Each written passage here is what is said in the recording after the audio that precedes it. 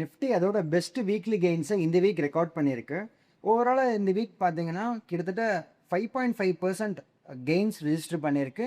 Closing almost 1300 points positive.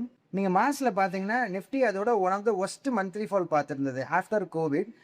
Basically இந்த US and Iran வார்னால இப்போது ஒரு பொட்டன்ஷியல் சீஸ்ஃபயர் எமர்ஜ் ஆகிருக்கிறதுனால again investors are back in to equity.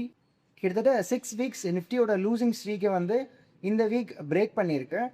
And with respect to US and Iran update பார்த்தீங்கன்னா இன்றைக்கி actually US and ஈரானோட high level delegation tax பாகிஸ்தானில் நடக்குது. Actually அது இன்றைக்கி தான் நடக்குது.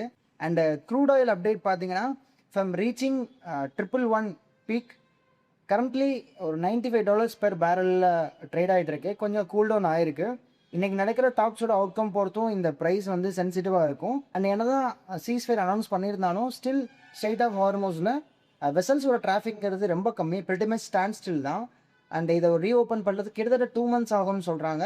அண்ட் ஃப்ரம் ஈரான் சைட்லேயும் இந்த ஸ்ட்ரைட் ஆஃப் ஹார்மோஸ் பகுதியை சுற்றி மைன்ஸ் டிப்ளாய் பண்ணியிருந்தனால இப்போ அவங்களாலே அது எங்கே எந்தெந்த இடத்துல வச்சுருக்காங்க லொக்கேட் பண்ண முடியல. அப்படி லொக்கேட் பண்ணாலும் அதை ப்ராப்பராக டிஸ்போஸ் பண்ணுறதுக்கான கேப்பபிலிட்டியும் ஈரான்கிட்ட இல்லைன்னு சொல்கிறாங்க.